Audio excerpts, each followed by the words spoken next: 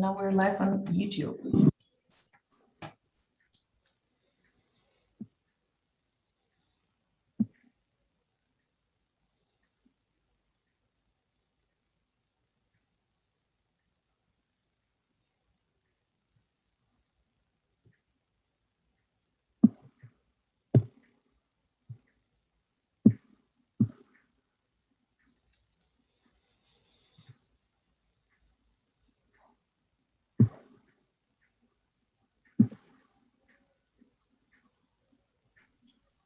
So, good morning, everybody. Hello. I want to welcome you to our joint conference, A Mother, Father, Child Health, the History of Reproduction, which actually is the 18th conference of the German-Polish Society for the History of Medicine, and which is held together with the very, very appreciated help of the Center for Historical Research of the Polish Academy of Sciences in Berlin, which center actually does. Oh, the bells are ringing. These are not house bells, but heaven's bells.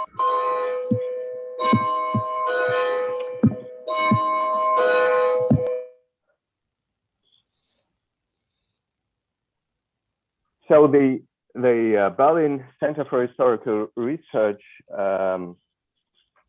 actually is very much and the very core technical facilities to do this. So first of all, my thanks to Igor Kakulewski, Agnieszka Zawadzka, and the whole team behind this. And furthermore, the Institute for the History of Medicine and Ethics in Medicine of the Charité Medical University in Berlin, which is presented most of all by Birgit Nemitz and by Thomas Bedius today. So the idea to this conference had been born 2 years ago because the German-Polish Society for the History of Medicine does biannual conferences, and at the end of every conference within our General Assembly, we discuss what to do next, so that we have 2 years for preparation. And then I tried to get contact to some colleagues, and finally it was late January last year, 2020, when we met personally in Berlin, where Igor Kakulewski had invited Thomas Bedius and myself to come to the Center for Historical Research of the Polish Academy in Berlin, and we discussed and we agreed to have this. And I'm not sure now if we would have agreed that day by knowing that this would be our last meeting in person for not only weeks or months up to now. We never met again in person. So everything in this conference had been done within Corona dependencies in several ways. But at least we met once, really personally. And we had been hoping to have this conference in person as long as possible. And as you know, in late March and early April, we decided that this will get impossible. And we had to switch to this online version of the conference, which had been planned parallelly to what we had preparing. But we had to rewrite all the technical parts of every bit for money and funding, because this is from the organizational and financial perspective, a complete new conference. So there had been a lot of work still in the last 6 weeks, but finally now we are here. So if you are interested in the work of the German-Polish Society for the History of Medicine, of course, we are going to have our next conference in 2 years, which will be in Poland. This is what we know. And if you want to help us and to discuss with us how to do this work and where to go, join us on Saturday at our General Assembly. What we are doing is aiming at building bridges. Most of all, between researchers in the huge field of history of medicine, located in Germany and in Poland. But to build bridges in the world of history of medicine, which is quite a big world, because finally there's no historical topic which cannot not be seen by its conceptions of man and mankind due to his physical abilities and disabilities, to social construction, which is depending on what men are physically too and mentally.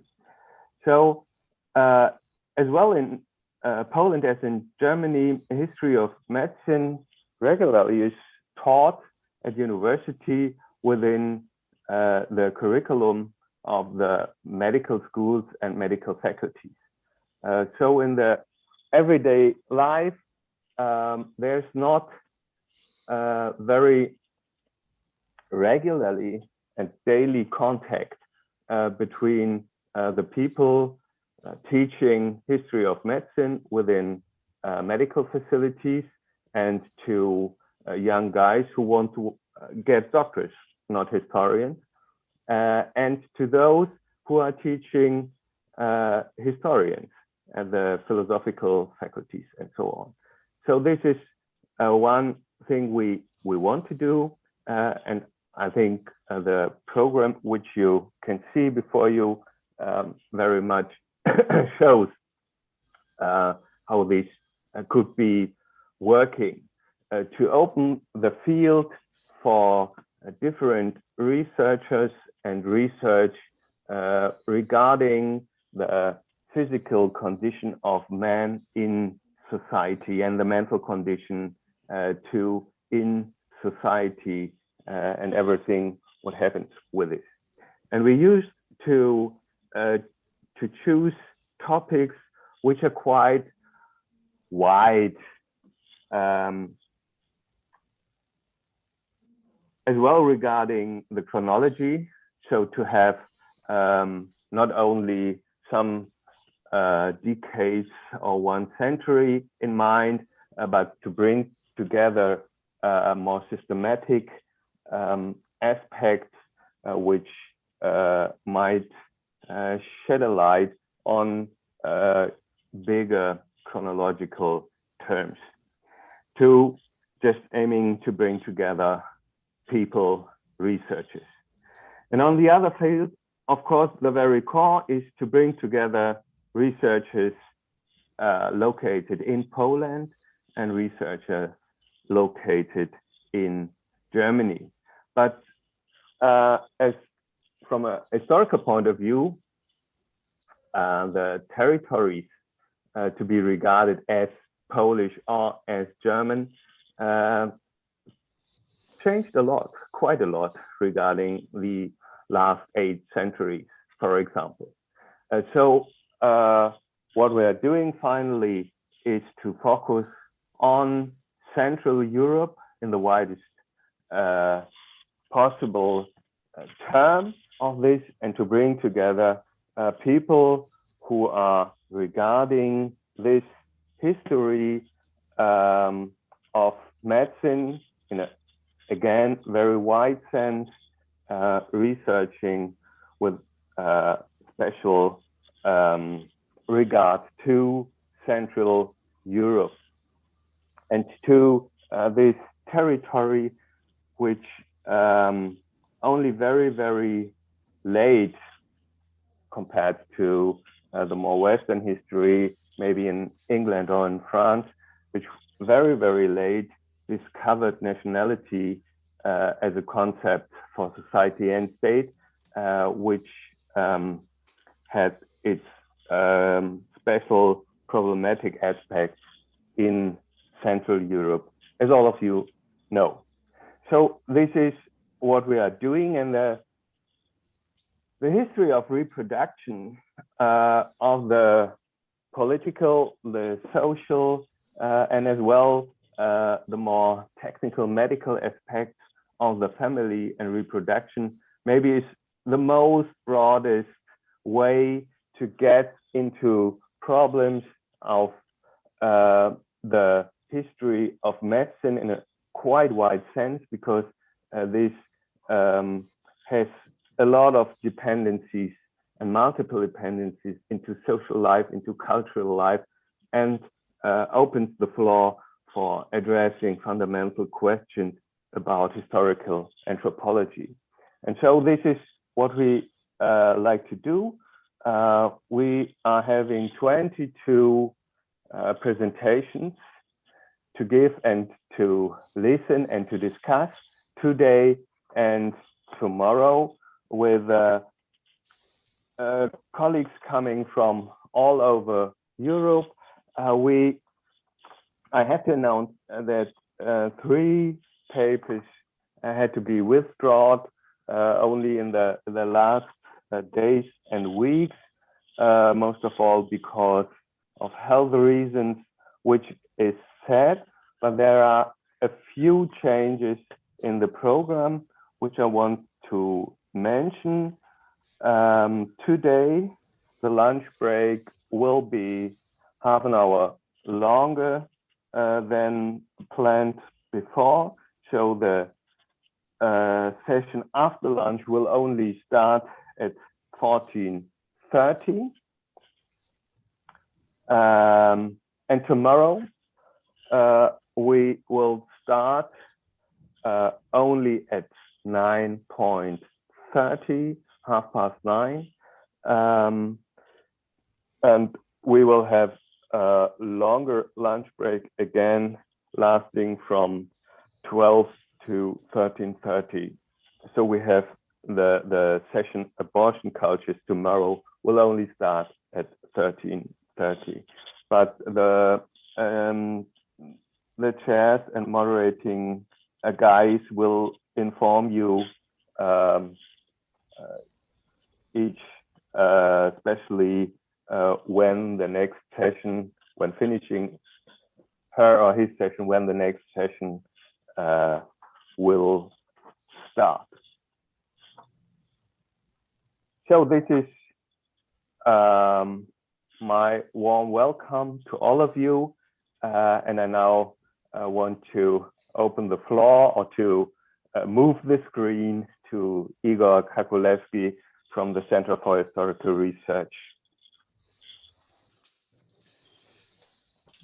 Yes, thank you, Fritz, very much for this friendly introduction to our conference. And before we start, let me thank you, our partners and co-organizers of the conference, and say a few words about the Center for Historical Research of the Polish Academy of Sciences in Berlin.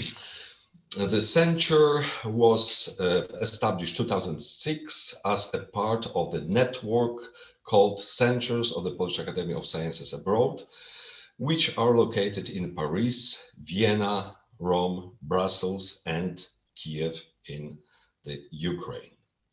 However, in contrast to all of them, the center in Berlin has a precisely defined history-oriented profile. Our projects are mostly focused on the history of Polish-German relations, but also go beyond this point. Let me mention here only a few of our projects or flagship projects we've been conducting at the center.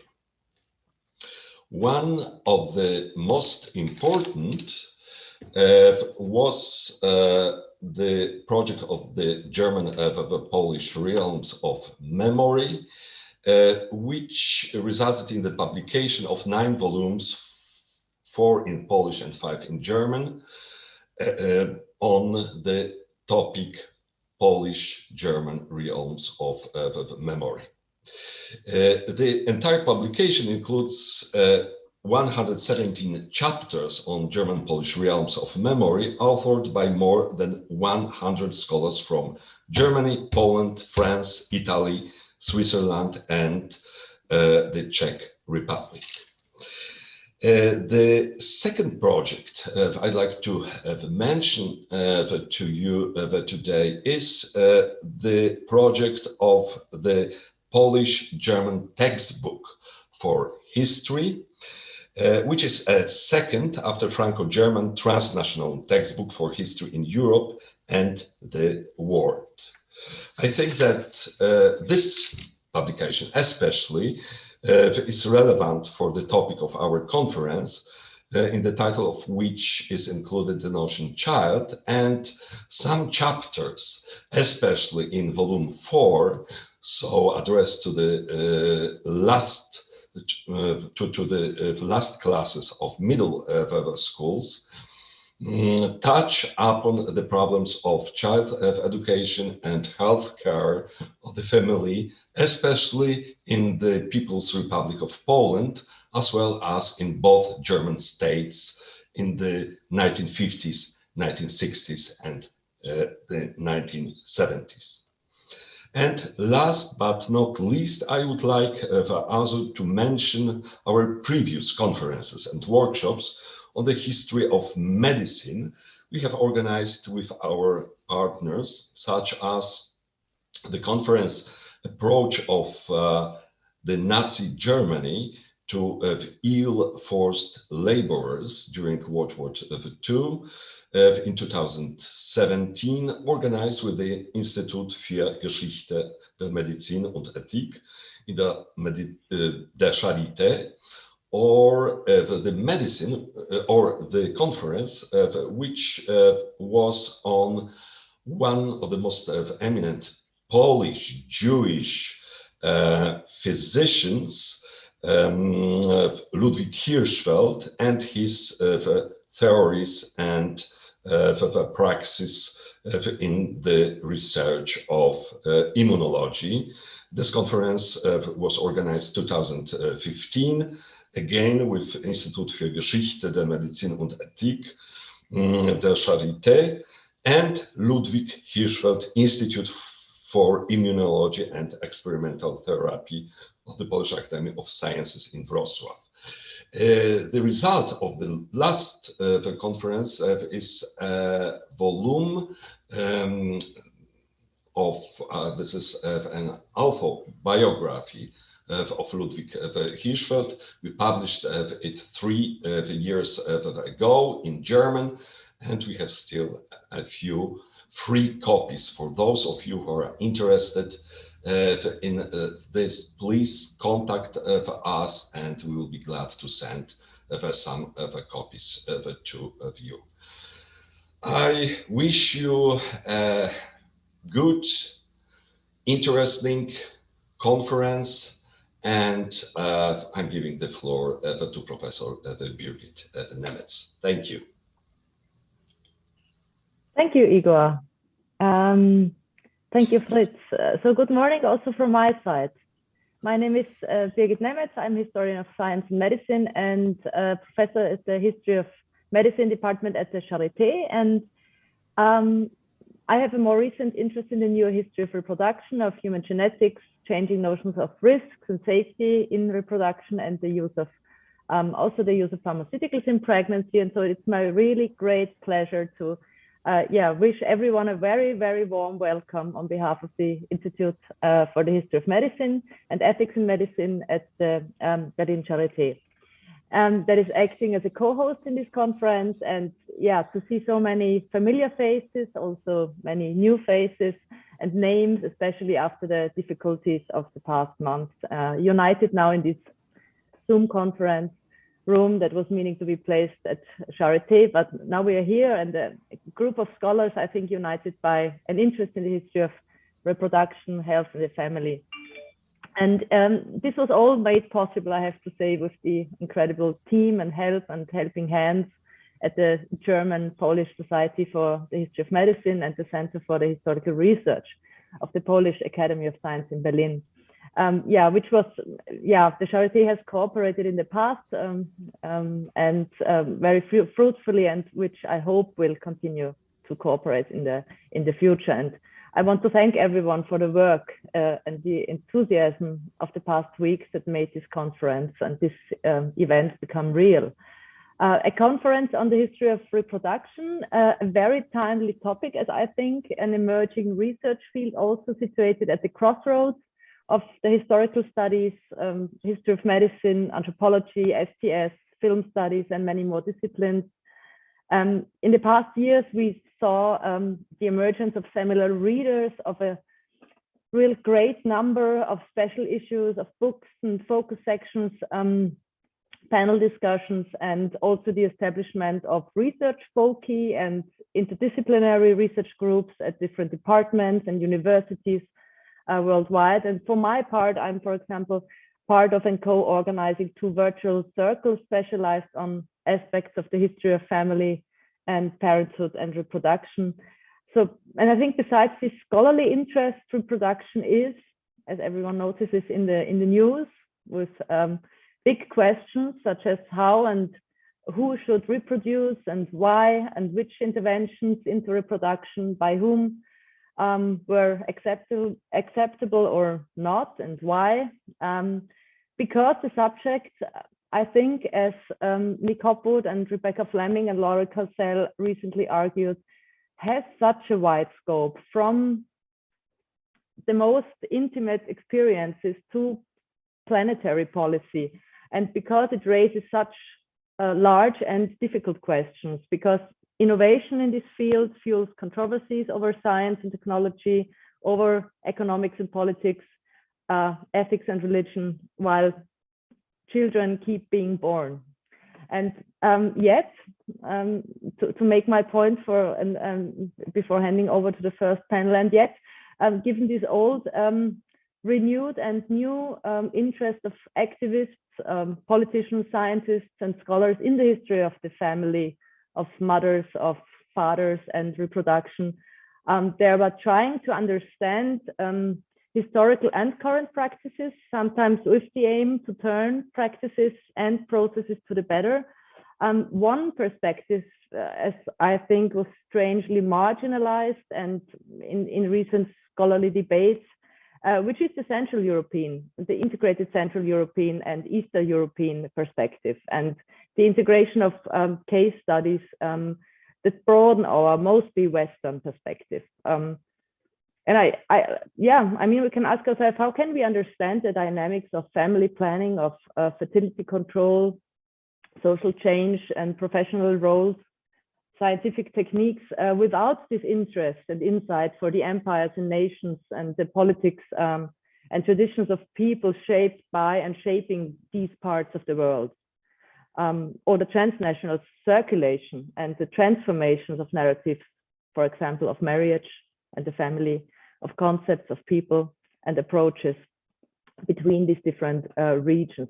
And I think we can't understand. So I'm incredibly enthusiastic about this conference, to say, and the wonderful group of scholars it brings together in the upcoming 2 days. And yeah, I don't want to keep everyone waiting any longer. And I wish everyone a warm and a really great conference. And I'm now handing over to the moderator of the first panel, Max Gawlich.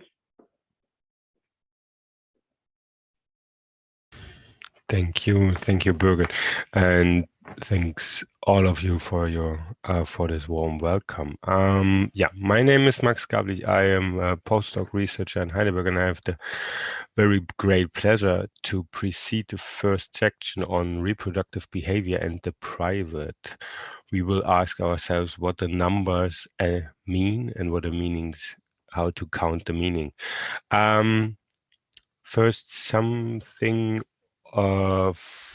regarding the organization of the panel. The visitors and discussion participants are free to ask questions in the Q&A section of Zoom. There's an extra window called Q&A or F&A if your Zoom is in German, and how it's called in Polish, I unfortunately don't know. Yeah, you can ask your questions. You are free to raise your hands. If there's further, we will first have all three presentations for 20 minutes each, and afterwards pull all the questions and discussion together, so we can hopefully combine the answers and have a more productive and deeper insights from all three presentations for our discussion. We are still missing one panelist, but he will probably join us in a minute. Until then, I can already start with our first presenter, which is Katerina Piro, who comes from the University of Mannheim today to us, and she talks about fertility decisions in German ego documents and presents her research into this, as she rightfully states, often overlooked source for the inquiry in historical reproductive decisions. She holds a PhD. No, she is working on a PhD at the University of Mannheim in economic history, and her research concerns family planning during the fertility transition in ego documents. She already published about it in some journals, for example, in the yearbook for economic history on the topic of Kinderwunsch im Krieg, so the wish to have children in the war, and about conscious family planning of religious couples, or in the 19th century. And I am happy to switch over to Katerina for her presentation on fertility decisions. Thank you very much. Let me try to share the screen.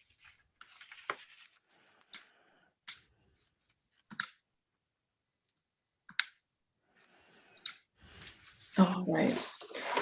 Okay, so thank you very much, Max, and thank you very much to the conference organizers.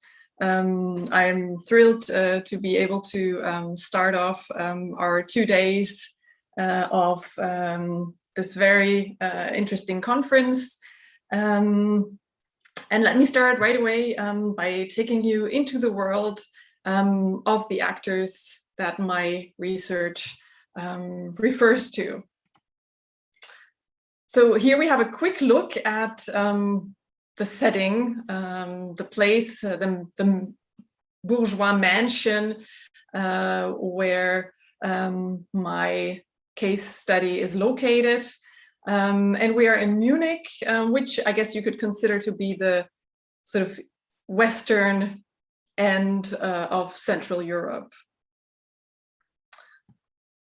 These are the actors that I have chosen for this presentation as a microhistoric case study. On the left-hand side, you see Hedwig Pringsheim. On the right-hand side, you see her husband, Alfred Pringsheim.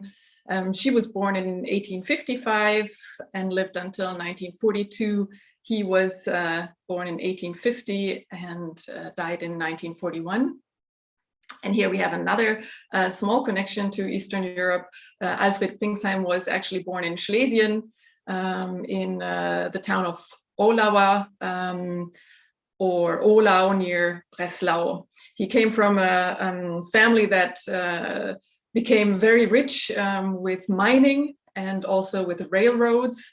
So here we're looking at an extremely upper class couple that was part of the crème de la crème of Munich society in the late 19th century. Given that he had all this private riches, Alfred Pringsheim could be considered basically a hobby scholar. He was a professor of mathematics at the University of Munich. He and Hedwig met in 1877 when she was actually an actress. Her parents were a journalist from Berlin, and the feminist writer Hedwig Dohm, that is also still well known. And she was a young actress when she met Alfred, and they married, moved to Munich and started their family. And that's basically where my interest in them sets in. I guess it's important also to say that this couple would have probably been quite forgotten by history had their daughter not married a very famous man. Their daughter Katja married Thomas Mann. So there are a couple of reasons why they are still well known. And I wanted to start by reading you a few excerpts from her diaries, which have been being edited in the past years, starting in 2013. The last volume is appearing this year. So now let me take you to Christmas time of 1885. And I will read this in English. Of course, it is edited and written in German. So we're on the 26th of December. Wrote letters to Muni and Mimchen. Visits by Gux and Fiedler. A walk with Alfred. After dinner, a visit by Fester and Kaulas. In the evening, with Shams, to see Don Juan, which I partly liked. Had dinner at Kunstgewerbeverein, where we spoke to family Miller. Now, December 28th. Letters by Muni, by Mimchen and Else, with Eric and Eugenie on the ice. I was not very good. After lunch with Alfred to Fester's, but didn't meet Mary, she was out. Cleared off the Christmas decorations and wrote to Mimchen. And December 30th. Cards by Martha and Eva. Letters to Mimchen, Else and Muni. Took a walk with Alfred through Schwabing. In the evening, visits by Frau Fleischer and Eugenie, and Italian lesson. Unquote. And this lady wrote entries like this, daily entries like this, 60 years of her life in approximately 20,000 entries.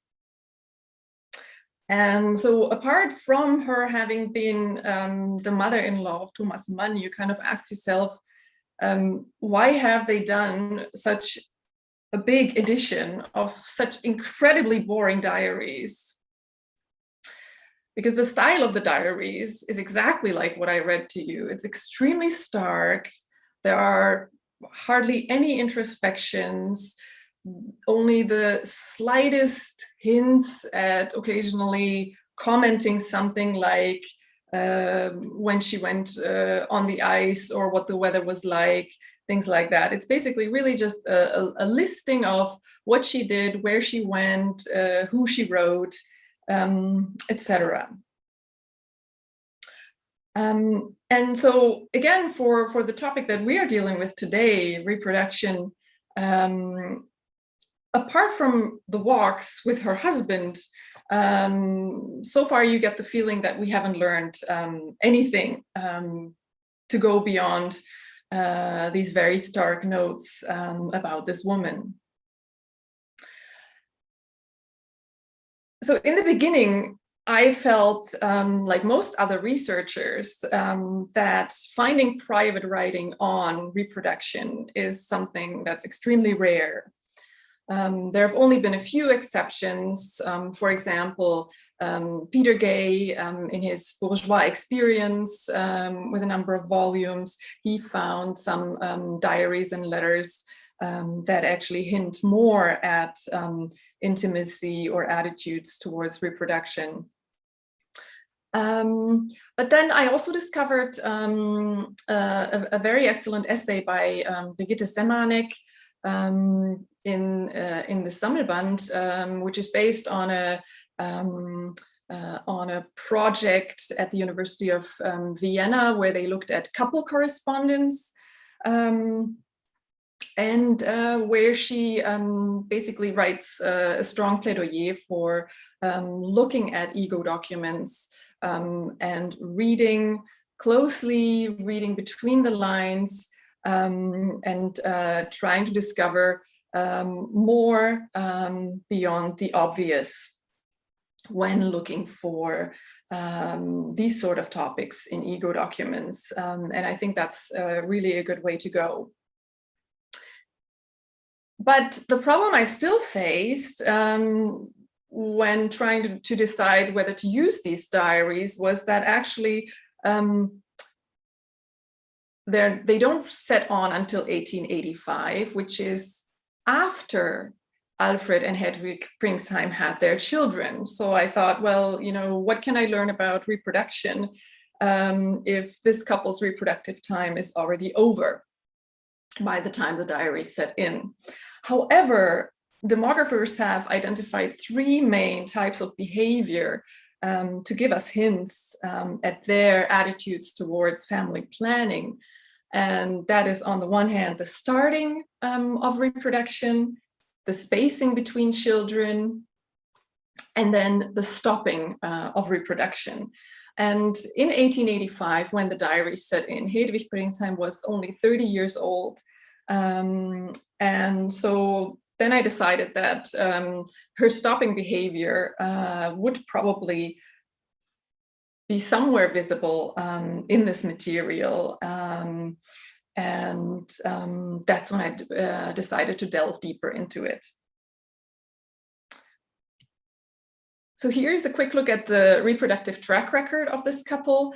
They had 4 children. They had 5 children in 4 years. The last pregnancy were twins. This is one of them being the daughter that later married Thomas Mann. And here's a very short and I would say for me the best way of looking at the fertility transition and how Hedwig's reproductive track record falls into that. So you can see basically here the progression from large families to very small families. But you also see that the birth year or the birth cohort of the mothers doesn't set on until 1865, so actually a little bit after Hedwig's generation. And this shows you also another research gap also in the quantitative research surrounding the fertility transition. So not only do we have a lack of qualitative information, but also the statisticians, they also have many gaps in what they know. They know that the transition happened. They don't have very good figures earlier than the birth cohort of 1865. I can show you again from the case study of Hedwig and Alfred. I could have shown you any one of their 4 grandparents. So these are the maternal grandparents of Hedwig. I'll do the counting for you. 19 children, only 1 set of twins, and only 2 children that died young. So this is what 2 generations prior to Hedwig fertility looked like.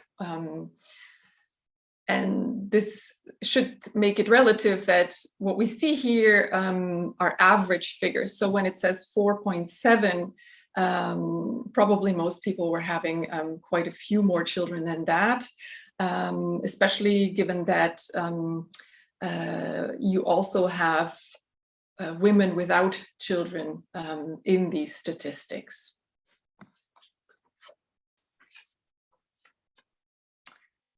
Demographers have come up with many factors that have led to the fertility decline, including urbanization, secularization, better education and emancipation of women, decreasing child mortality, better contraception, etc. But it's really a set of factors, and it's always very far from the actors that were actually taking the reproductive decisions. And this is again also to show you the research gaps that still exist here. So on the one hand, at the top you have the demographic research that exists. On the qualitative side, actually I find that this period of the Kaiserreich is quite understudied. So you have, like for example, the Frühe Neuzeit having been looked at by Eva Labouvi. You have Weimar looked at by Cornelia Usborn. You have a lot of research on the period after the Second World War. And when you look at the Kaiserreich, you get not a lot of research. That's the bottom 3. But basically the main focus there is looking at the discourses, the social discourses that are happening. And so the focus that I am following by looking at the ego documents, the diaries and the letters in my PhD is to really look at the practices and attitudes that can be found of the actors. And now I want to go deeper into one specific entry that Hedwig made in her diary in 1888. And I will read this one in English to you. So I was up early. I wrote a letter to Mim and to Eva, that's her mother and her sister. I received letters from Mim and from Muni, that's again her mother and her mother-in-law. During very beautiful weather, I went on commissions or shopping. After tea, I packed packages. Etty, the oldest son, was very naughty. With Alfred and Krodus, which is a friend couple, they went to the opera. And in the evening, building with Alfred, late bath, and then a squiggle.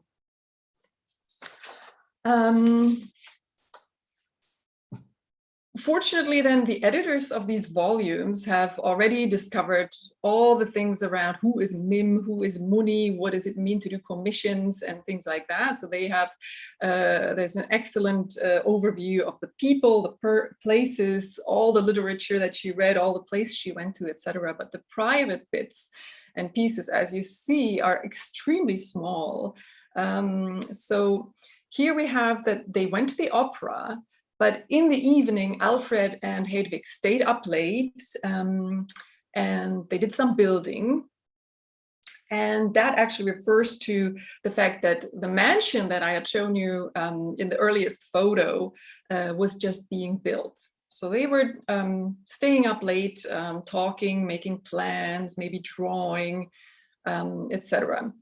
Then I feel that there's probably a gap in her writing, followed then by the half sentence saying that she had a late bath.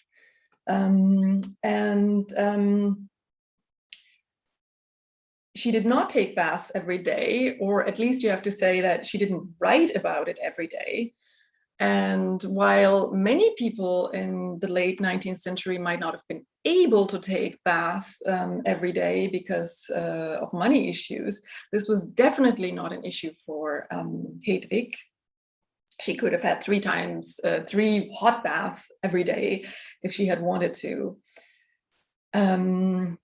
The fact that she did this very late at night leads me to think more in the direction of what Robert Jutte described in his Lust vor Last.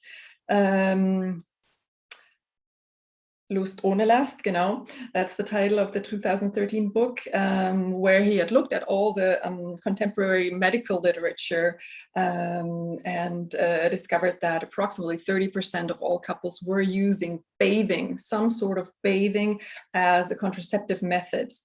And this could have been done as a very hot bath, as only a vaginal bath, as a bath with special herbal potions or with special vinegars, etc. And the fact actually that Hedwig did not note this every day was probably from a medical point of view very good, because this allowed her to then become an old lady without the greatest health problems. Because taking vinegar baths every day was quite a dangerous health issue for women. The squiggle at the end of the entry, I have said, is also something to take a note of.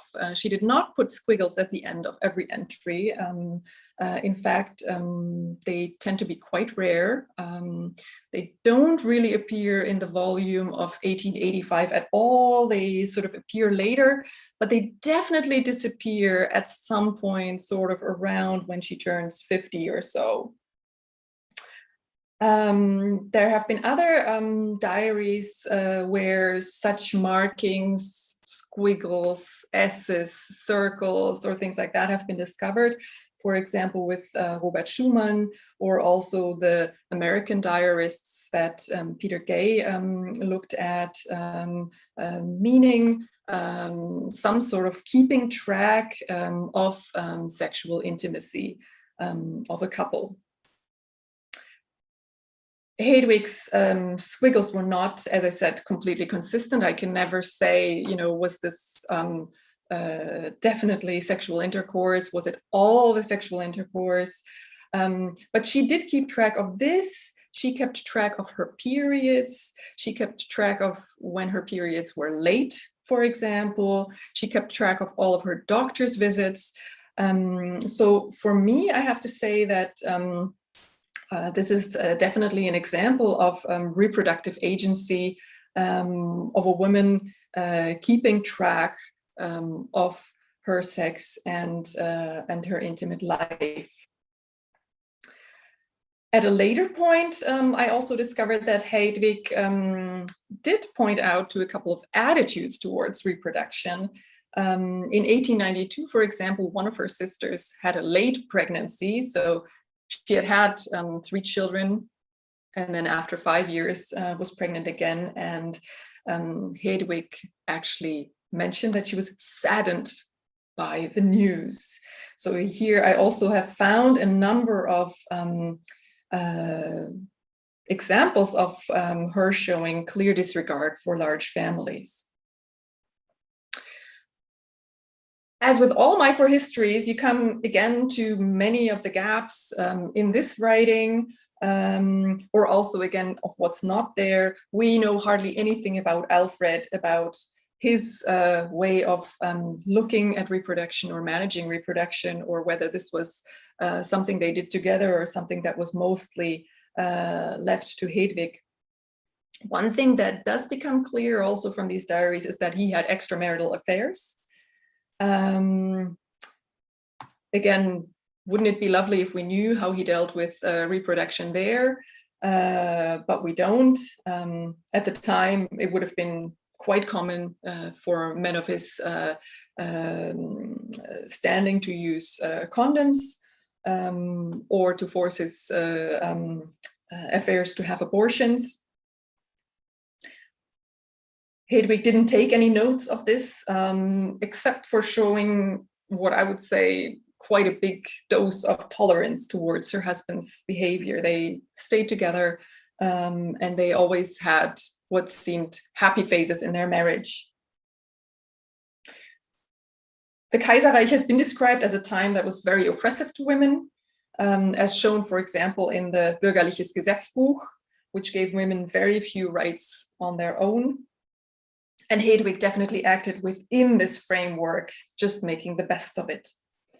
I feel that she did not want to control her fertility in order to profit from free sex. I feel that she wanted to profit from the freedom of pregnancies.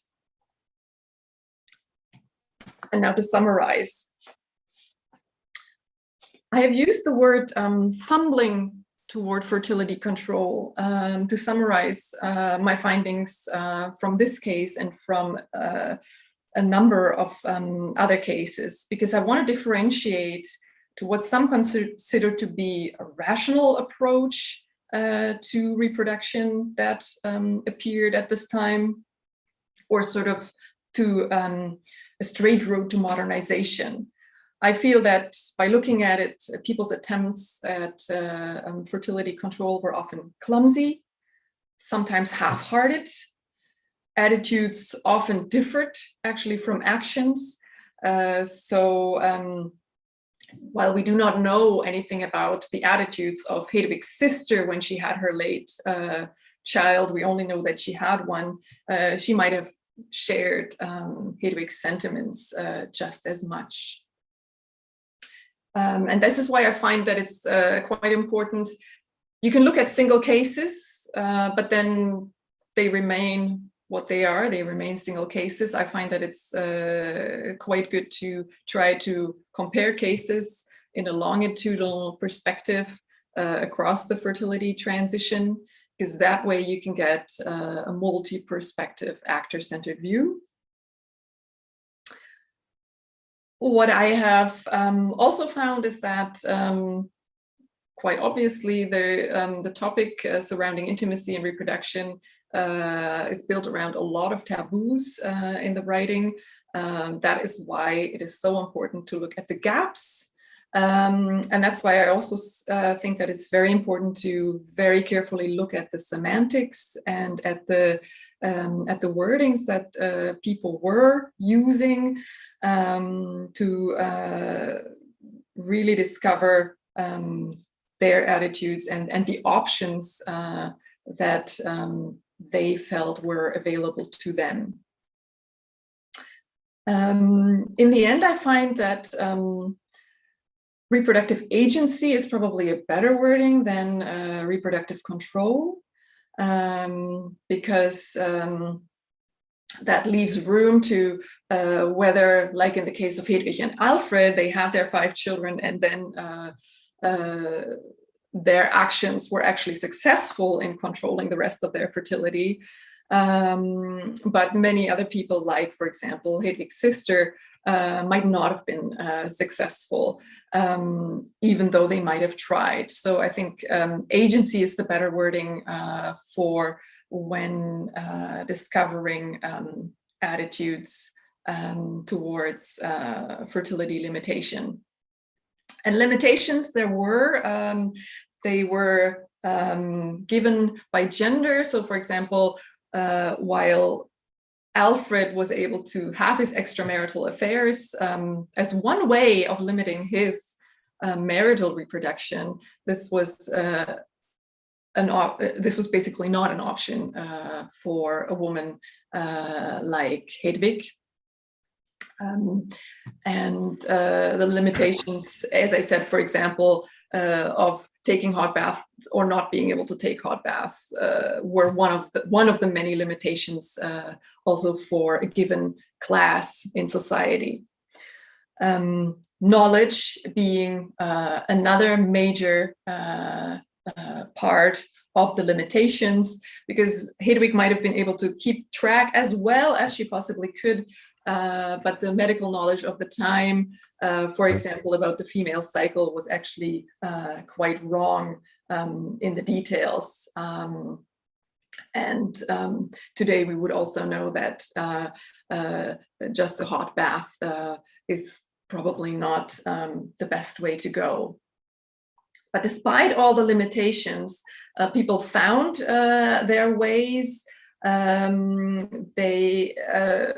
was abortion, there was abstinence, there was superstition and prayer, there were so-called French methods, etc. And I find that looking at ego documents by a wide range of people from this time allows you to discover quite a large multi-perspective actor-centered view. Thank you. Thank you, Katerina, for this deep insight into the day-to-day life of Hedwig Pringsheim, which was a very thorough and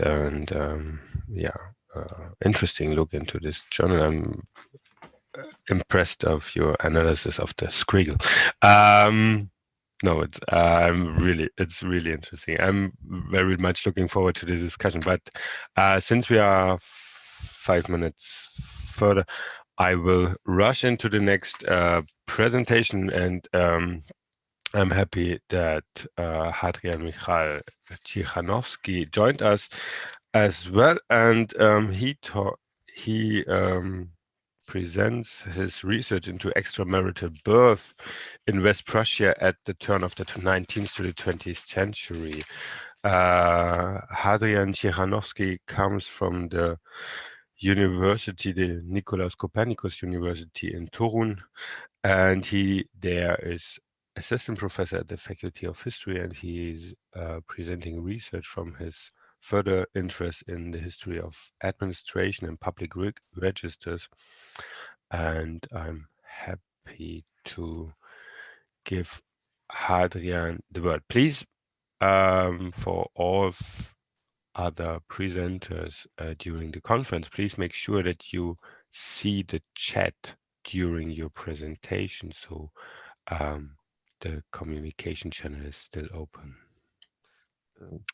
Thank you. So you have the chair. Thank you. Okay, thank you very much. Sorry for being late. A little technical issue. So I will be speaking about something, the topic what interested me when I was working in archive. I see when I was making a research for people, I see that there was so many extramarital births. So I was curious how much and maybe why so much. And this will be the topic of my today presentation.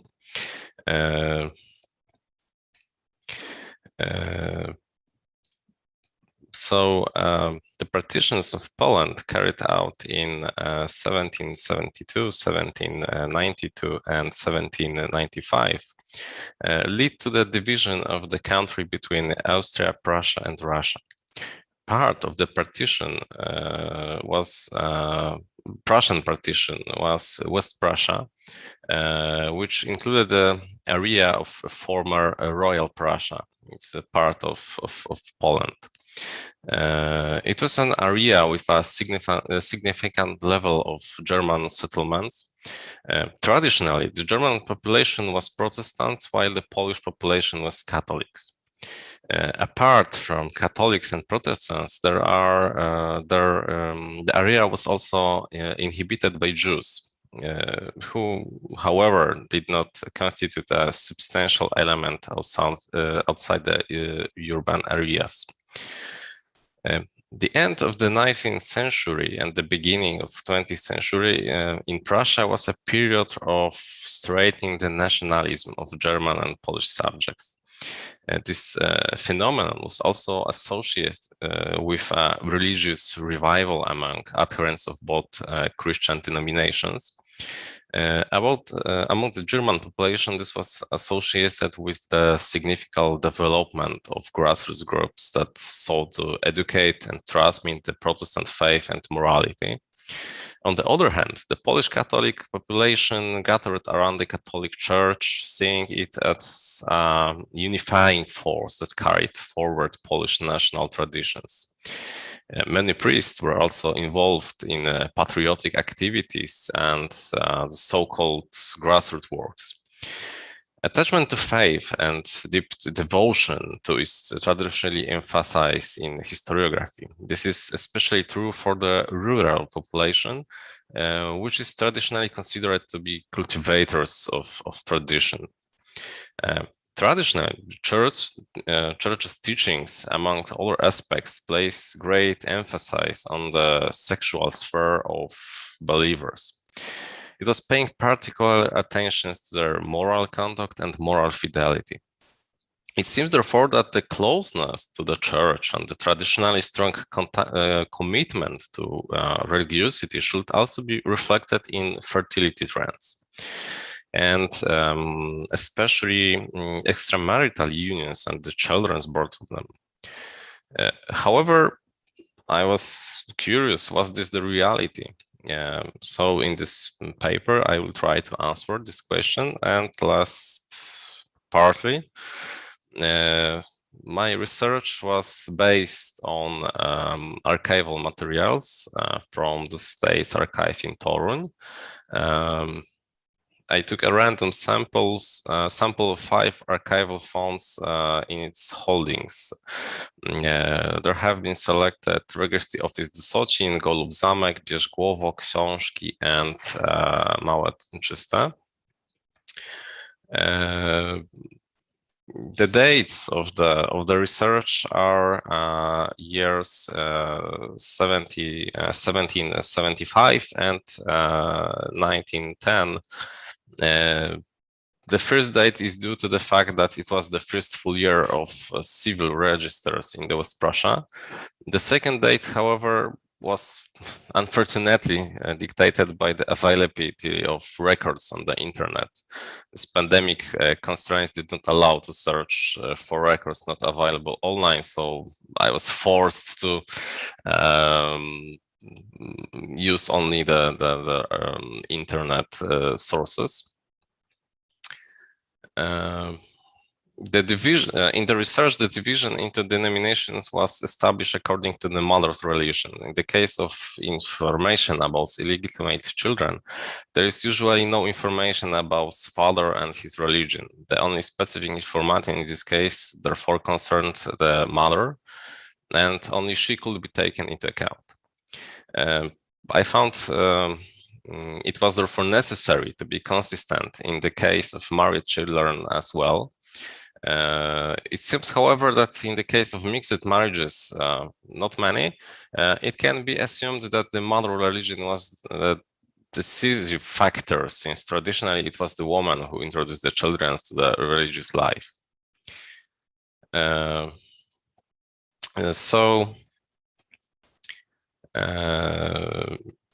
In the registry office Dusocin, during the whole period, there is a clear predominance of births of children of Protestant denomination.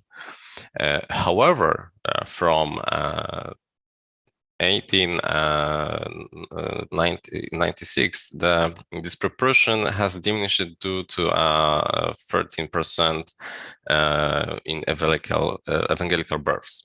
The number of Catholic births was more or less constant through the period.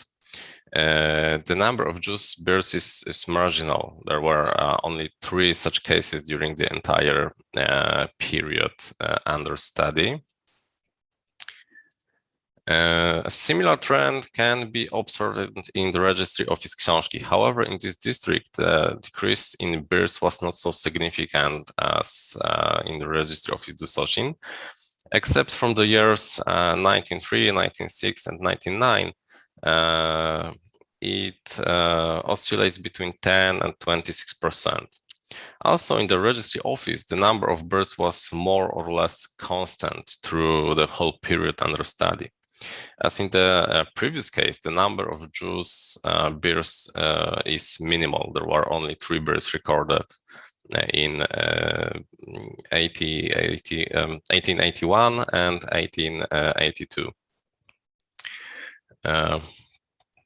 In the case of registry office Bierzgłowo, the dominant part of the population through the entire period under study is Catholic faith. However, this disproportion is smaller than in the case of the 2 previous districts, and as we approach 1910, a decrease in this difference is also noticeable due to a significant increase in Protestant births.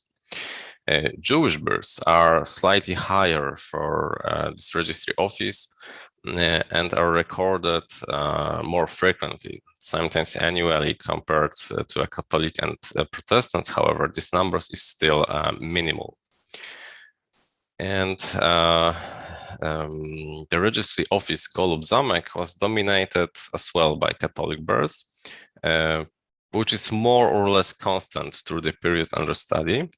A sharp decline was noted only in the last 2 years. Also, more or less constant is the number of Protestant births, which fluctuated the most in 1910. Protestant births account for 30 to 50% of the number of Catholic births. The number of births to Jewish children is minimal. They occurred only 8 times during the entire period under study. And in some contrast, the situation was quite different for registry office Małczyste. This was the only registry office studied in which there is no dominant trend. In the end, however, there were 142 more Catholic births, and no births of Jewish children were recorded in this district. So this is a situation in the districts I choose, like, of course, randomly. So what is the total fertility rates?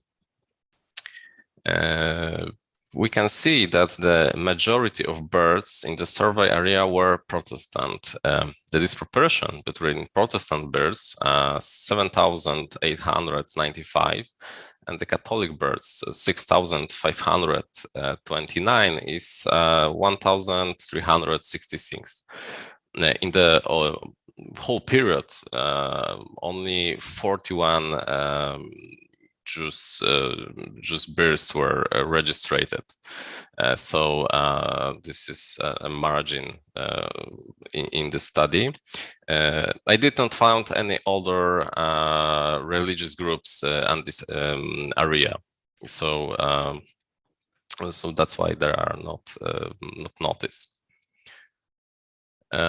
So let us now look at the trends of marital and non-marital births in the various religious groups.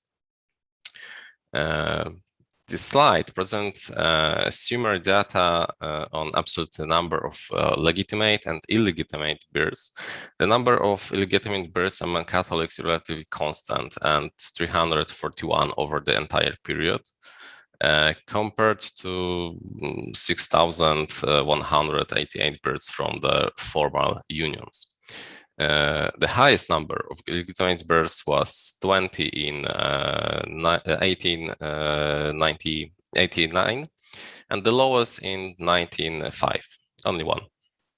For the period as a whole, illegitimate births account for 5.22%. The percentage of children born out of wedlock was also the highest in 1889, 10.7%, and lowest in 1905, 0.63%. The situation is similar for Protestant births. The highest number of illegitimate births took place in 1891.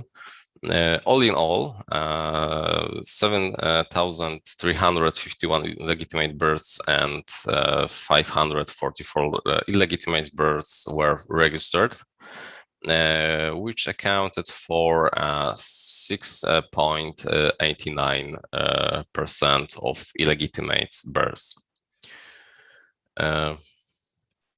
And for Protestants, out of wedlock births in 1891 are also the most significant, account for 11.44%. And with Catholics, however, the fewest children were born in 1905 and account only at 3.03% of the births from that year. As for the Jewish population, the highest number of births, just 5, was registered in 1875. Interestingly, a child born out of wedlock was recorded only once, in 1885. This single case represents 2.44% of all births. And in this case, I think this makes no sense to analyze the percentage data. So it's 0 and just 1. It's 100%. We can compare the data and we must look at it because of the differences in the absolute numbers. In summary, presented on the slide, the Jewish population was not taken in account, as I said. Except for 1885, the number of illegitimate births was 100%. However, returning to the summary, there is a clear predominance of illegitimate births among the Protestant population. The only exceptions were 1881, 1886, 1889, 92, 99, and 91, 92, 96, and 97. Apart from this years, the difference between the two groups is relatively significant and amounts to 4 percentage points.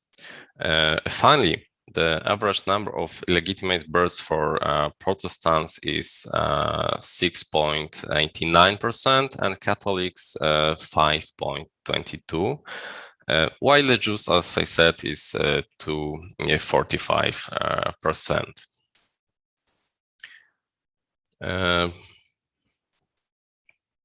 But what does this figure looks like when we look at the aggregate figures for the entire populations without breaking them down by religious groups?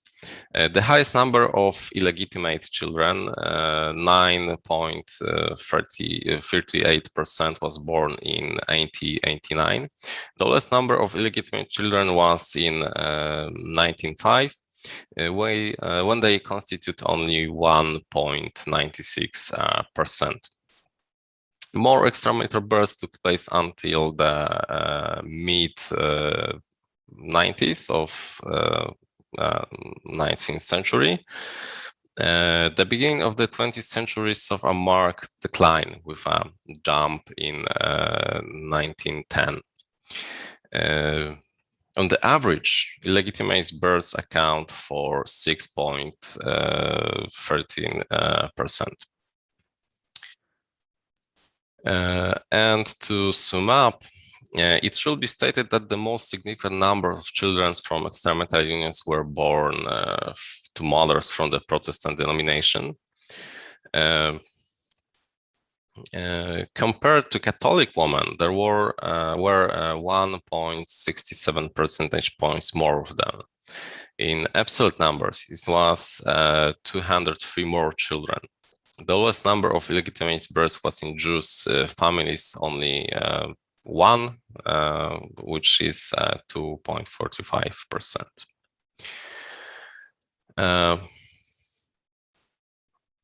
In itself, however, this tells us only a little about the attitudes of the population surveyed through religious teachings on proper conduct.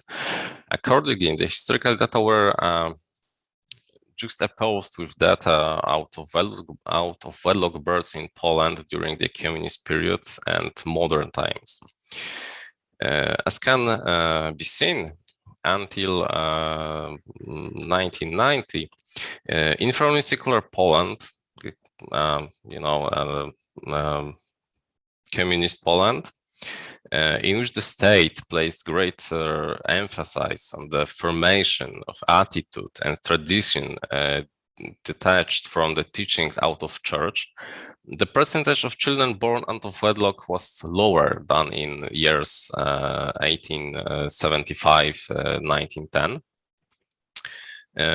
Only the 21st century brings the increase and intense change in the trend, resulting in a sharp jump in the percentage of children born out of wedlock. What conclusion then can be drawn of this basis? Based on the survey, albeit limited sample, a picture emerges of a population that, despite its much more profound conservatism, was not less resistant to the temptation of the flesh than was the population of 20th century Poland. Although this does not answer the question posed in the title, as this would require examining testimonies relating to world lives of specific individuals in the not as exciting and surprising that in the 19th century the percentage of children born out of wedlock was so high. I think it's really surprising that in the 19th and in 20th century it's even more. So of course this is a very limited sample, but I think this bigger research will just give a more testimonies that this will be a real trend. And at the last thing I want to say that in this matter, an interesting example is the registry office Dusocin, which was characterized by a much higher percentage of illegitimate births than other areas and the average. These data are the data at the presenter graphs. As you can see, the trend among the Catholic population is not constant. There are sharp spikes and dips in the extramarital births, reaching almost 40% in the extreme. Much more stable in this trend among Protestants, which is also close to the average for the whole districts. I think this is interesting to note that except for 1875, 92, 96, 1902, 4, 6, and 8, the percentage of births of children from informal unions is markedly higher than the average of the entire study area. I was really, surprised that the big difference in this registry office than in others and in a whole territory, and I don't found why, but maybe they have really bad priests or something. Okay, thank you very much for your attention. Thank you for your very interesting talk and the insights you showed us with your data. I will. I'm collecting the questions coming through the chat, so we can answer them and join discussion after all three presentations. Unfortunately, the question and answer section of the Zoom application apparently doesn't work. So I collect the questions, and now I am switching to the next presentation, which is by Elisa-Maria Hiemer, I'm sorry, who comes to us from the Herder Institute in Marburg, where she is working on family planning in East Central Europe. Elisa-Maria Hiemer received her PhD at the Institute for Slavic Studies at the University of Gießen with a dissertation on Polish and Czech literature. She just recently finished the publication process on a handbook of Polish, Czech, and Slovak Holocaust literature, which will be published in open access with the Grutter in shortly, as she mentioned. And now she is presenting her paper on the divergent narratives on family planning in interwar Poland, and I'm very I'm very interested in her insight about how to the deeper meanings and structures of sorry, publications on reproductive and family planning. And I don't see her now, but she just takes very good. So then you have the screen. Thank you very much, Max, for your nice introduction, and thank you to all of the organizers for inviting me. It's really an honor to talk today to you. I did not prepare a presentation for you, so you have to look and listen to me. So I would like to start my talk today by one quote. "The house becomes a hell. The wife in her 30s is ill, an old woman, physically repulsive, the husband, stunned by the children's cries, seeing his wife either pregnant or nursing, or both together. He wants away from home to the pub, where his drinking makes the family's misery even worse." This quote is from Tadeusz Borzeleński's Hell of Women, and does not only illustrate roles and gender images in families, it also bears witness to the misery of families with many children. Prior to the codification of the Polish law in 1932 and its new law on abortion, the debates on birth control and family planning developed vividly. New forms of relationships, for example, dating or the so-called amicable marriage, became more popular, at least in the cities. And first advertisement was published in newspapers in this time too. This ushered in an era where sexuality without reproductive goals was discussed and detached from the field of adultery, at least gradually. I consider reproduction as a subject of three interfering domains: political, educational, and most important, private. In my talk today, I'm particularly interested in the clash between the public and the private. I want to show that the process of liberalization in the public sphere was conflicted in many points and only had a very limited impact on the personal sphere back then. Therefore, I first want to highlight voices from the experts' discourse on unwanted pregnancies. Second, I briefly outline divergent educational approaches and advice literature.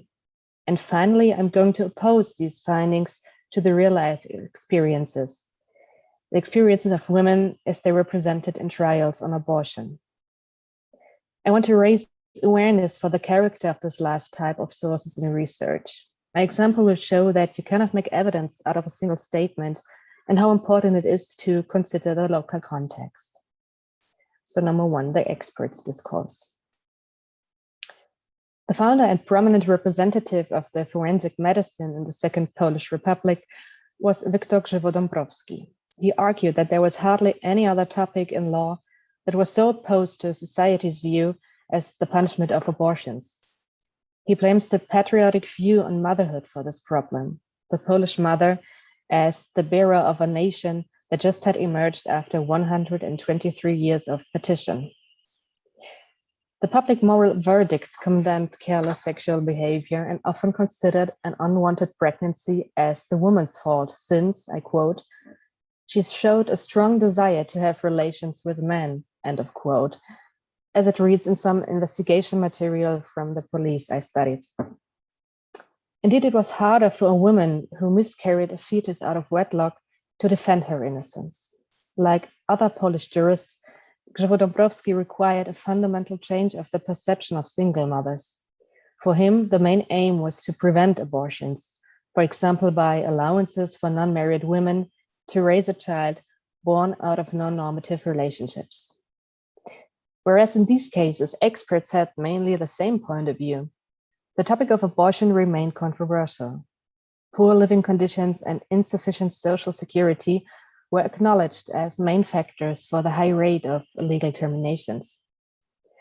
The Polish lawyer Stefan Glaser concluded that, I quote, a state cannot force a woman to carry a child to term and to give birth to it, end of quote. With this statement, he clearly opposed German opinions of that time, which sound, for example, if a woman consents to intercourse, she signs a contract with the state to give children to it, end of quote. Questioning law regulations of the former petition powers was thus a crucial part for legal emancipation. Glaser was in favor of the woman's freedom of choice that assured her physical integrity, but this was rather exceptional. Most experts did not ascribe the agency to the woman. Grzewo-Dąbrowski, for example, required the family's consent to the surgery. A member of the Codification Commission, Karol Ciechanowski, concludes on the judgment of abortions, I quote, killing a fetus is a crime. However, we must realize that in this case, we are dealing with the intrusion of state power into the domain of the confidential existence of the individual. However, the specific social, economic, and legal conditions play an important role, end of quote.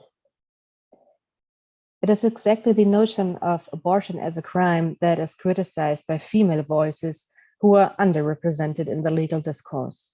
The Club of Progressive Women, Klub Kobiet Postępowych, comments on the draft law on abortions from 1930, I quote, the club therefore concludes that maintaining article number 225 would do unacceptable injustice to women arising from the compulsion of motherhood, which is a crime in psychological and moral terms, as well as in social and eugenic terms, end of quote. The legal institutions themselves saw the need of linking law to the society's needs. In the 1932 Makarewicz Penal Code, abortion remained criminal, but it allowed its exemption from punishment if the pregnancy threatened life or health of the woman, but also for women under the age of 14 and in cases of incest or rape. At this point, I want to refer to Stephen Robinson's statement that law is often misunderstood as a tool from the sovereign to rule the people. Instead, he claims that law also represents the taught, learned, and accepted customs of people. The representatives of Polish law indeed took their chance to free this field from German and Russian influences and adapted it to Polish reality and Polish law culture that took into account the circumstances of an accused. So what did advice literature add to these discussions during the interwar times? At the beginning, translated books from Western experts prevailed. Taking a look at the language, one can find astonishing differences. Popular advice literature from abroad can often be characterized as misogynist. Some authors claim that wrong intercourse without reproductive aims was, in moral terms, equal to murder. Others blamed women requesting contraception as vain because they did not want to harm their beauty by a pregnancy. Still others considered the man as the only decision maker in questions of sexuality. Regarding sexual intercourse between a man and a woman, it is primarily the man who plays the role of the possessive party, desiring to own the woman physically, while the woman is always the submissive and attractive party to the man, end of quote. It is not surprising that this attitude is close to the Polish Catholic view. It aims at constructing marriage as the safe and stable core of the country, where intercourse had only one goal, reproduction. Some priests considered contraception as suicide of the nation and as an evil promoted by the other. This nationalist conception considered, for example, workers returning from France or Germany as a threat to the Catholic notion of the family, because they brought, for example, knowledge about condoms to Polish homes. Jews were, in their opinion, responsible for the demoralization of the people, as they were regarded as profiteers of illegal abortions. Non-Catholic advice literature, originally written in Polish, developed fast in the 1930s and clearly emancipated from foreign convictions. But again, it operated with strong metaphors, too. Feminist voices even call human reproduction, I quote, blind powers of nature that have to be subjugated in order not to poison someone's life. Justyna Bodzińska-Tylicka and Henryk Rubinroth considered motherhood as a powerful instinct that places women above men, since women would decide on the size of the nation. In their opinion, birth control could turn life into a conscious act of parents who can provide security for their offspring. Despite the divergent convictions and worldviews, narratives in advice literature always refer to motherhood as the female way to care about the state. The examples tell us more about interpretation of the state of the nation than on the actual topic of reproduction. The decision to have or not to have children turns into a national affair. The emotional charge of the topic is also evident in personal testimonies as presented in the court files. And so I switched to the third part, to the real life experiences and what testimonies in court can reveal or cannot reveal. Some of the files I explored at first sight seem to mirror interethnic conflicts in court, but the following cases demonstrates how social pressure influenced the accused woman. It is about a 21-year-old housekeeper who becomes pregnant from an affair with a Lithuanian farm laborer. The abortion was performed by one Jewish and one Polish midwife. It seemed that the decision was made by the woman herself for socioeconomic reasons.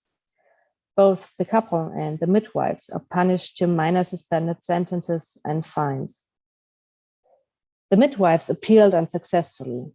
In her testimony before the appeal court, the 21-year-old woman shows a completely new behavior towards the midwives. I quote, "This midwife," she points at the first one, "is a Jewish woman in whose flat at Jadkowa Street the operation was performed. The other one," points to the second, "is a Polish Catholic woman who, as it seemed to me, operated on my genitals. I went to the Jewish midwife on the advice of unknown Jewish women whom I asked on the street in Suwałki." End of quote. Even if this statement did not have any influence on her own sentence, she seemed aware of the power of her words. First, the deliberate omission of names shows a clear devaluation of the midwives. Second, she tries to construct a kind of doubtful, shady Jewish network that organizes abortions. But before interpreting this statement, one has to consider the background.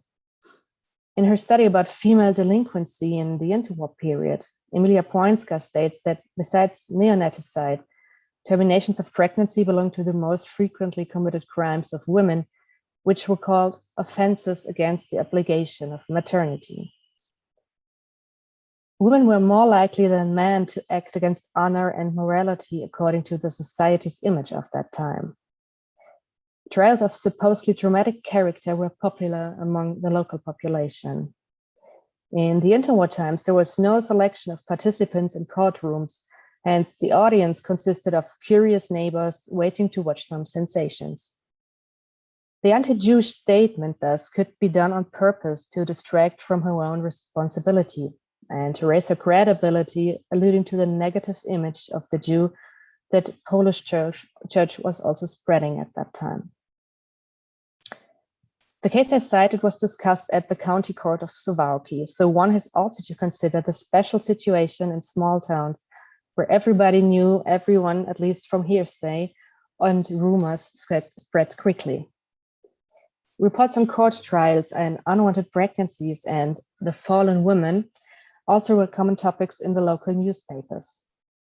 The destinies of children born out of wedlock, and especially children of prostitutes and abortions, were a target for catchy headlines.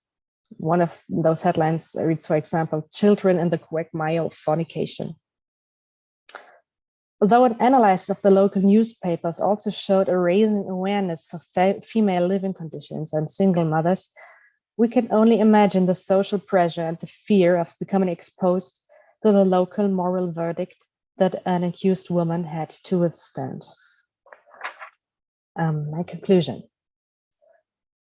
I depicted the meaning of unwanted pregnancies on 3 levels. That is, the legal, the educational, and the personal level.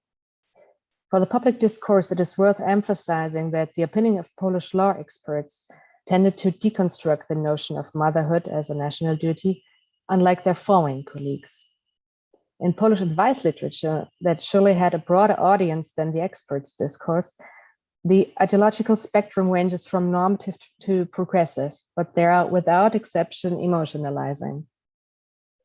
Here, the connection between motherhood and the state remained crucial. The positions in foreign literature that influenced the discussion at the beginning rather pathologized sexuality without reproductive goals. The Polish opinions instead, except the Catholic viewpoint, show solidarity with female readers, recommending them to take contraception to their own hands. This corresponds to the liberalization of abortion regulations that was unique in Europe at that time. Yet the entire codification process is another example of male decision makers and the way they perceived and judged female topics against the backdrop of a nation-building process. For all sources, it is therefore crucial to analyze the narrative potential of the source itself to map the polyphonic reality. Although moral convictions were liberalizing, the language still mirrored a patronizing understanding of women's issues due to the patriotic charge of motherhood. On the level of individual actors, women were exposed to the public opinion that simply did not change that fast. I argue that the social prejudication of abortions and the unfavorable image of the fallen woman are important to contextualize the spoken word.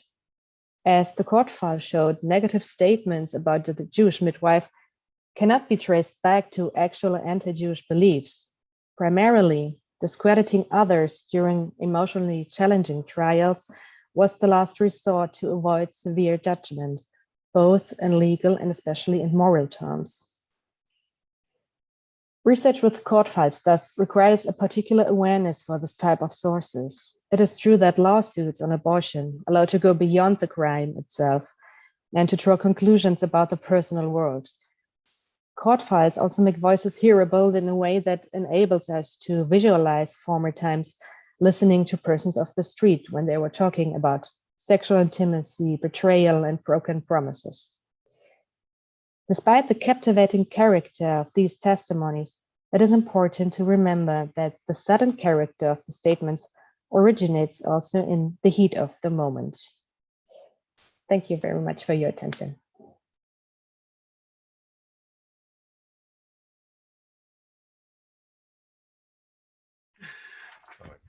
Thank you, Elisa-Maria, for your presentation and the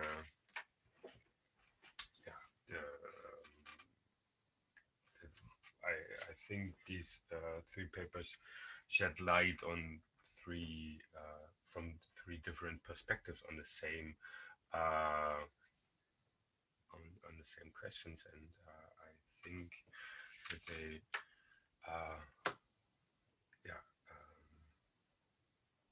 were very productive again, so for each other. Sorry for the sloppy English.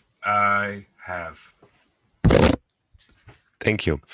I have several questions already collected, and I will just read them from Joanna Ciechanowska. I'm sorry, Ciechanowska.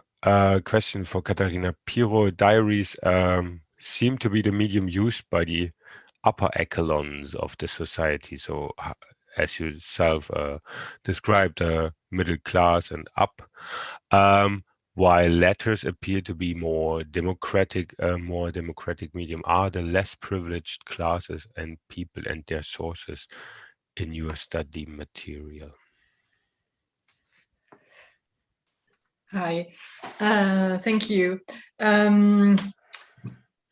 I guess it totally depends on the time that you're looking at, and when I look at the sort of far end of the fertility transition in the 1930s and 40s, diaries and letters, for example, Feldpost, then during the war, tend to be quite open about questions of reproduction, contraception, etc.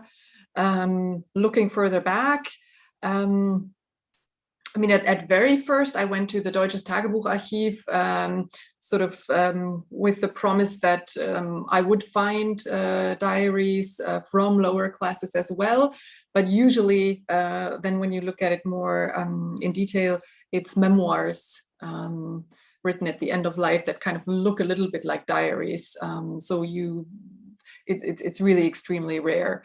And there might be some sources of letters that say a little bit more. For example, Auswandererbriefe, I could imagine, could be another set of source. One thing I have to say, though, only looking at Bürgertum, at the bourgeoisie, the spectrum of what was possible, what was not possible, what they were thinking, how they were discussing it, is already extremely broad. You don't find the sort of, Hedwig Pringsheim and being sort of very aware and very active is quite rare.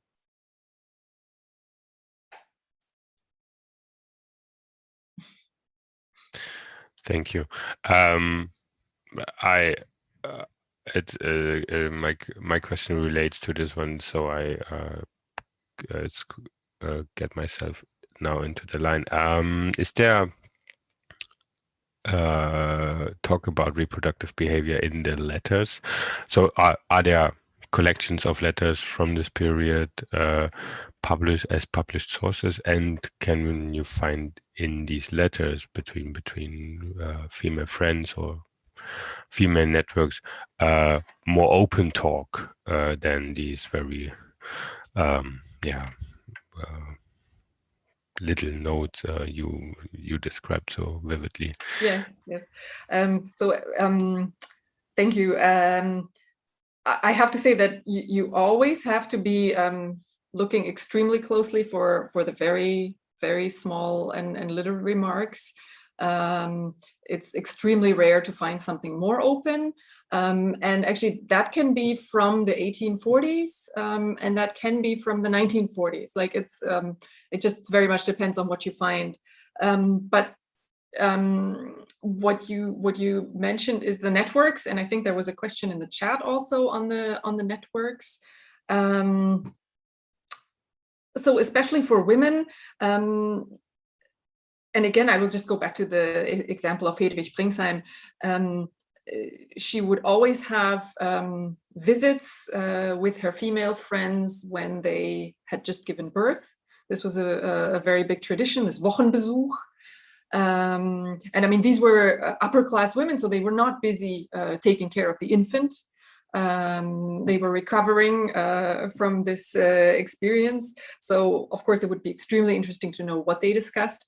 This is not part of what is written down, but one can sort of infer that there were specific female networks where more was probably discussed than we can know. And yes, I think that basically is what I can answer to that question. Yeah, it's a frustrating, but probably fitting answer. I have a question for Hadrian Chihanovsky regarding the data. Yeah, so two questions regarding your data, and the first regards the Jewish Jewish birth in particular. So on your slides, the numbers were very low, and the numbers were in absolute numbers. Is there a correlation between the numbers of children born and the actual makeup, religion-wise, of these populations? For example, are Jewish births so low because Jewish people were not present in these districts you described, or do they have so limited reproductive behavior? So I guess that's the question. And I put the question by Katerina also because it regards the data as well.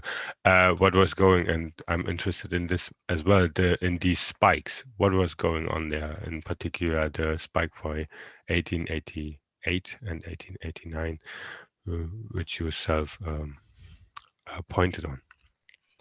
Thank you very much for questions. From the first question, yes, I found that the correlation between the population and the births. My research and the historical official data show that on this territories, the most religious groups were Protestants and Catholics. Just the small amount of Jews births is because I think they was not living there. They can, of course, but this data will change when we make a research in the city registers, because the most Jews lived in the cities in this region, and this 5 districts was agricultural regions. So yes, the small amount of Jews births was because they were not there. But I was not able to make the research in the city records for our conference. So it's a view of the agricultural part of the region. Not all kinds of the landscape here, and what was in the spikes. In fact, I didn't found the reason why there is the spike in this year. However, I guess. In 1885, there was a so-called Rugi Pruskie, where Poles and Jews who were not Prussian citizens were forced to move back to their homes. And in 1890, yes, the border was officially open. this spike is 1 year before the official opening of the border for the Polish workers. But I guess this may be maybe the correlation test because between these facts, because German agriculture in this region was very hungry for workers.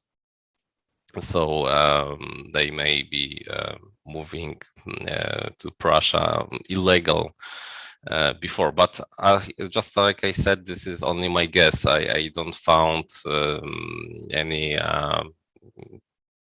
data, yes, or information why this year is so different than others. Thank you. As you are now with the discussion participants, Joanna, do you want to ask your questions for Elisa-Maria, Hiemer yourself?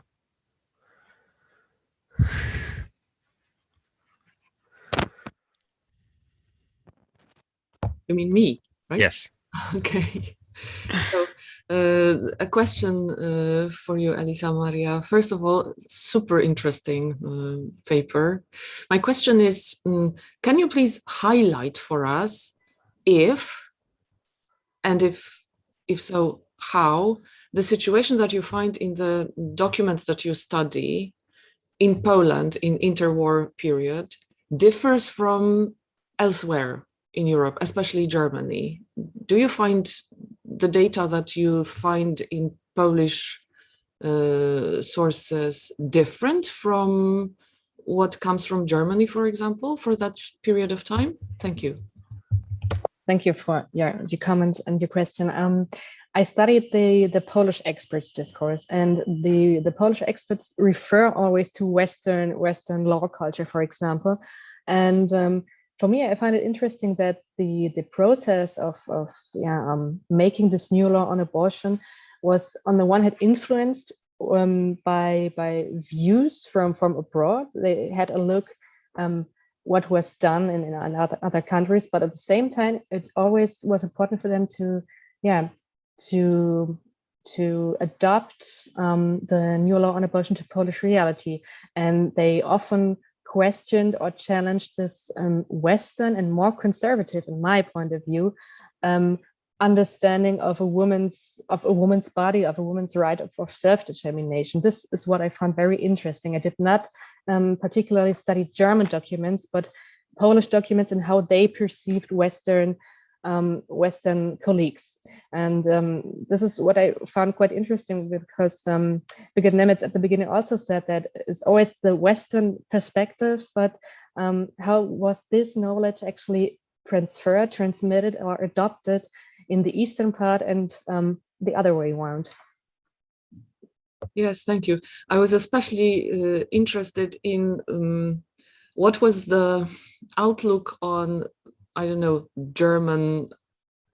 understanding of German law by Polish lawyers, because I studied the circulation of knowledge between the Polish and the German gynecologists. Mm-hmm. And the long and the short story of that part is that the Polish gynecologists look up to the German gynecology. That's the undisputed champions that you try to sort of meet up with. You don't dispute with your German counterparts, you try to emulate their results. So I found it really interesting in this perspective that is completely unknown to me, the perspective of how law is translated and understood. Thank you very much. Yet I repeat quickly to it. I would say, if it comes to the topic on abortion, they always opened up the very long perspective. Most of the papers from lawyers I studied began with the history of abortion in the Middle Ages, for example, and they open always up a very, very large and wide perspective. And I wouldn't say that they really were arguing directly in their papers, but if you take, this is why I wanted to emphasize the language. If you take a look at the language, how they described and how they composed their papers and their arguments, you see that there's a critique in this, that there's some parts they would not like to have in the Polish law, or would not consider important, or they will even consider some positions as problematic. This is what I find interesting. It's maybe not a really open discussion, but at the same time, you have to consider that the interwar period was the period when Polish law could finally, make their own history, and the Polish lawyers that were under the different law regulations of Prussia, Austro-Hungary, and Russia, they could finally develop independently. So this is where I would like to make a point that this is also a perfect example for emancipation also. Thank you. Thank you, Katerina, with your question. Yes, I wanted to just emphasize the point that Elisa-Maria has made on really looking closely at the wording. And when referring back to Joanna's point on the sort of transnational influences, I found a lot of reference to France. So doing things the French way, using French objects, having a French encounter, that was one thing, and English was also used here and there. So, for example, I found the word for pregnancy being used sometimes being in family's way, being set down in English in a diary. So in the German ego documents, I found those two influences. May I add another question to Katerina? Because I wrote it down here and then I felt like maybe I'm being completely bonkers. You mentioned so-called French methods. I'm clueless. What French methods were French? Can you please explain? Yes. So as far as I could uncover it, the references are to things like condoms, which could, for example, be French packages, or, as I said, creating or coming together in a French way. Should we try to do it a French way next time? Is even a reference from 1840 that I have found. Again, also, I believe referring to the use of condoms. And others that are similar to this. So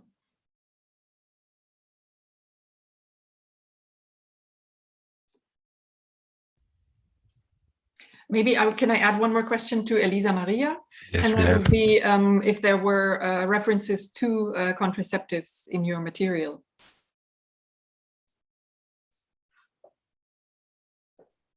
If you mean in the advice literature? No more in the cases. In the abortion trial cases. Mm-hmm. No, it was actually there. No, I could not find there any hints regarding the way contraception could be made, but it's quite a commonplace if the accused woman had to describe the occasion, how she why she miscarried or why she had this abortion. The women always quite often stated that they jumped from a higher podest or something, or they carried heavy things. That was a common thing to say to sort of justify maybe also the miscarriage. Sometimes it's not clear if it was a miscarriage or it was an abortion, and this is it was very, very interesting to go into these materials and to especially listen to the police investigation, which is right at the beginning when neighbors also are investigated, and for example, and there you really find hints about the perception of women, unwanted pregnancy, illegitimate relations, and so on. But no, there are no direct hints for what we perceive today as contraception methods. Okay, unfortunately the time is up, so I have to stop the discussion here. I thank you all of the presenters for your very interesting and thorough papers, and thank you for the discussions and the discussants for your insightful and deepening comments. I thank all of you and the visitors for this first section, and I'm switching the hands to Agnieszka or to Birgit because it's my pleasure. Starting. Yeah, it's my pleasure to announce the break, the first coffee break. Very important. And we meet again at 11:30 for the second session, Mother and Child. I'm be happy to see you all again in 30 minutes from now, fresh, with some fresh air and fresh coffee and many things in the veins. For those who want to stay in the room, it is possible to stay in the... Yes, it is possible to stay. So see you in 30 minutes. Yeah. But I expect the recording will stop for the coffee break. So private discussions possible from now. Yes, it will. Okay, see you at 11:30.